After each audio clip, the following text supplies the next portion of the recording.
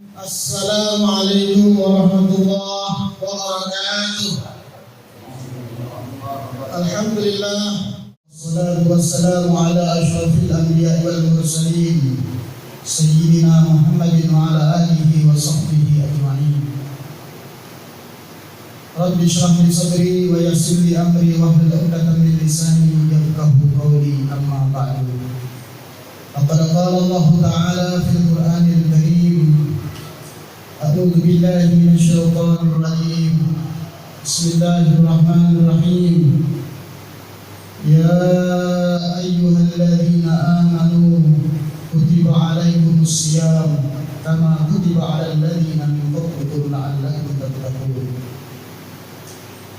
Wa qala Rasulullah sallallahu alaihi wasallam: Man shoma Ramadan wa qamahu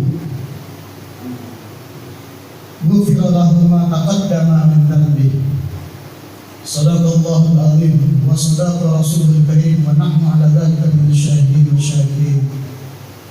Ma'asyiral hadirin wal mustami'in rahimakumullah. Pertama-tama dan yang paling utama, marilah kita bersyukur kehadirat Allah Subhanahu wa taala atas karunia nikmat yang Allah berikan kepada kita. Khususnya nikmat taufik, nikmat hidayah, nikmat Allah masih memperkenankan kita berjumpa di bulan Ramadan. Alhamdulillah, sekarang kita sudah memasuki daripada Ramadan yang ke-16. Puji syukur kepada Allah Subhanahu wa taala. Berarti kita sekarang berada di fase 10 Ramadan yang kedua, yaitu maghfirah. Sebagaimana kata Rasulullah, Ramadan awwaluhu rahmatun wa awsatuhu maghfiratun wa akhiruhu itsun minan nar. Kalau 10 hari di awal Ramadan tersebut kita masih belum maksimal dalam ibadah, masih ada kesempatan kita untuk memperbaiki, memaksimalkan ibadah Ramadan kita di 10 hari yang kedua, yaitu maghfirah. Artinya kita berharap akan ampunan Allah Subhanahu wa taala. Maka daripada itu, hadirin wal mustami'in rahimakumullah, ibadah Ramadan adalah ibadah yang kita lakukan dalam 1 tahun 1 kali. Ibarat besi perlu diservis, ya, biar tenaganya itu bagus. Begitu juga badan kita butuh diistirahatkan dari makan, minum, hubungan suami istri, supaya apa? Mendidik daripada rohani kita. Secara jasmani orang yang berpuasa itu sehat. Kalau kita kaji kembali, puasa itu bukan hanya manusia, akan tetapi hewan pun berpuasa. Banyak di antara hewan yang Allah ciptakan, mereka juga berpuasa. Kita ambil contoh, puasanya seekor ular. Seekor ular itu ada namanya fase di dalam pergantian kulit. Ada waktu tertentu ular itu berganti kulit. Tujuannya untuk menyambung hidupnya. Kenapa? Karena seekor ular kalau tidak berganti kulit, nyawanya akan terancam.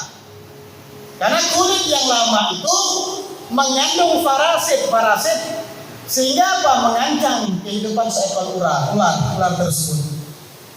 Maka daripada itu, untuk mengganti kulit yang baru, mereka para ular ini melakukan yang namanya puasa, tidak makan dan tidak minum. Setelah beberapa waktu, baru mereka melakukan makan dan minum. Setelah apa? pergantian kulit mereka sudah utuh sempurna, menghasilkan kulit-kulit yang bagus, yang baik. Akan tetapi seekor ular itu setelah melakukan puasa tidak merubah. Seekor ular, kepalanya ular ketika melakukan puasa ya sama seperti kepala awal.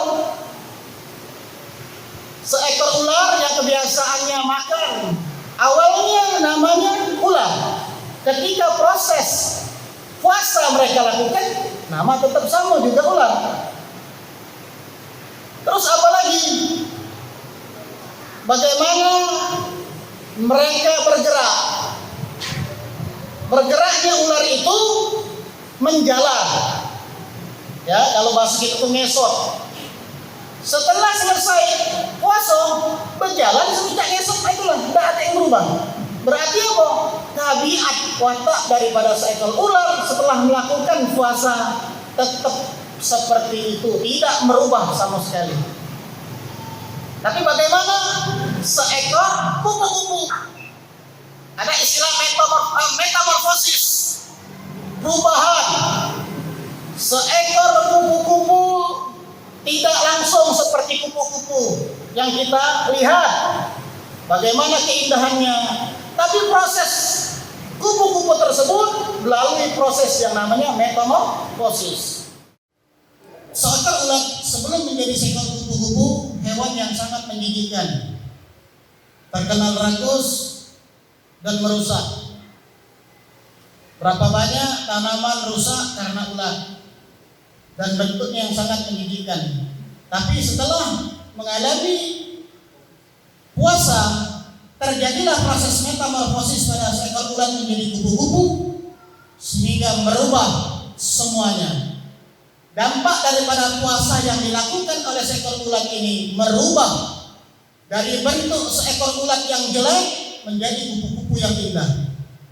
Dari seekor ulat yang rakus, menjijikkan, menjadi hewan yang indah, bahkan membantu penyerbukan pada tanaman-tanaman yang dilakukan oleh seekor kupu-kupu. Dan yang paling dahsyat daripada perubahan itu adalah membawa dampak yang sangat besar pada seekor kupu-kupu. Tidak lagi dikatakan dia seekor ulat, tapi menjadi nama kupu-kupu. Pelajaran apa yang kita bisa ambil daripada puasanya seekor ulat dan seekor ular? Kalau kita kembali kepada puasa kita selaku orang mukmin, ketika Allah memanggil kita kalimat ya ayyuhalladzina amanu, artinya Allah memanggil wahai orang-orang beriman. Allah tidak menyatakan ya ayyuhan nas, wahai manusia. Berarti kita yang di dalam diri kita memiliki iman, diperintahkan oleh Allah untuk melaksanakan ibadah puasa. Maka tujuannya apa? Untuk mendapatkan derajat di sisi Allah Subhanahu wa taala sebagai derajat orang yang bertakwa. Maka daripada itu, kalau puasa kita hanya sekedar menahan lapar, haus, hubungan suami istri, tetapi tidak memiliki atau tidak mampu merubah kehidupan kita, berarti kita sama dengan puasanya seekor ular. Kalau di bulan Ramadan kita mampu menjaga ibadah, tadarusan masih jalan, baca Quran masih jalan, ibadah sunnah masih jalan, sedekah masih jalan. Apakah setelah Ramadan ibadah tersebut kita tinggalkan? Tentu tidak. Kita seorang muslim, seorang mukmin, ibadah bukan karena musiman, bukan karena Ramadan kita ibadahnya giat, di luar Ramadan melempem. Maka ini namanya hamba Ramadaniyah, hambanya bulan Ramadan. Sedangkan kita itu menjadikan seorang apa? Menjadi seorang hamba Rabbaniyin, hambanya Allah Subhanahu wa taala. Karena sifatnya kalau sudah musim banyak, maka ada istilah idza kathura rakhsa. Sesuatu itu kalau sudah banyak murah. Duren kalau sudah banyak murah. Duku kalau sudah banyak murah. Di bulan Ramadan, masa Ramadan luar biasa ibadahnya. Tapi kalau di luar Ramadan, ya baru kelihatan ini orang benar-benar ibadah atau tidak. Apakah dalam Ramadan saja? Di luar Ramadan ditinggalkan sama sekali. Biasa Quran dibuka setahun sekali. Selesai Ramadan, Al-Quran kembali dimasukkan dalam lemari. Bahkan di luar lemari sampai berdebu. Na'udzubillah min dzalik. Maka daripada itu, ayo sama-sama di bulan Ramadan ini kita jaga semuanya. Kita jaga mulai dari mata kita, lisan kita, pendengaran kita, tangan kita, kaki kita, syahwat kita jaga kan. Karena Al-Imam Al-Ghazali membagi daripada tingkatan orang berpuasa itu menjadi 3 derajat. Yang pertama yaitu puasanya orang awam, hanya menahan perut, menahan syahwat, hubungan suami istri. Itu orang awam. Puasanya seperti kita ini masih puasanya orang awam. Perut masih kita pacak tahan makan dan minum, hubungan suami istri. Tapi kita tidak mampu kebanyakan daripada kita menahan daripada pandangan. Mata kita masih jelalatan, masih melihat sesuatu yang diharapkan oleh Allah. Mulut kita masih kadang sering berdusta. Mulut kita sering bersumpah palsu. Tangan kita masih menyakiti saudara kita. Kaki kita masih ringan melangkahkan sesuatu tempat-tempat maksiat. Alhamdulillah. Adapun tingkatan puasa yang kedua, puasanya orang khusus, yaitu puasanya orang sholihin. Mereka mampu menahan daripada pandangan mata mereka, telinga mereka, lisan mereka, kaki mereka, tangan mereka dari perbuatan dosa. Ada tingkatan puasa yang ketiga, yaitu apa? Shaumul khusus. Puasanya orang khusus, lebih khusus lagi. Ini puasa tingkatan mereka para nabi, para aulia, orang yang mempunyai kedudukan yang sangat dekat kepada Allah Subhanahu wa taala. Tentu sulit kita untuk mencapai derajat tersebut. Minimal kita masuk kategori yang kedua. Puasanya tingkatan orang-orang soleh yang mampu menjaga semua anggota badan kita. Karena para anbiya, para aulia yang puasa bukan hanya perut, akan tetapi atau semua anggota badan tidak, tapi hati mereka puasa. Hati mereka atau pikiran mereka tidak pernah memperhatikan, memikirkan daripada dunia beserta isinya. Bahkan mereka menganggap pikiran mereka kalau berpaling daripada Allah Subhanahu wa taala, maka batal puasa mereka. Artinya apa? Tidak mendapatkan pahala apa-apa. Nah, untuk masuk derajat di atas seperti itu sulit bagi kita. Kalau mereka sudah makom daripada kedudukan para aulia. Akan tetapi tidak ada kemungkinan kalau dari awal kita sudah didik hati kita seperti itu, menjadikan manusia yang memiliki kedudukan yang dekat pada Allah Subhanahu wa taala, tentunya melalui proses inilah yang kita anggap sebagai amaliyah kita, ikhtiar kita untuk menjadi lebih baik. Maka daripada itulah, dengan tutup yang singkat ini, mudah-mudahan Allah jadikan kita hamba-hamba Allah. Setelah Ramadan ini Allah jadikan kita, puasa kita memberikan dampak yang positif bagi kita, merubah semua kehidupan kita, merubah daripada akhlak kita dari yang buruk menjadi yang baik. Jadi semua merubah daripada aspek kehidupan kita dengan daripada berkat daripada bulan Ramadan yang kita lakukan.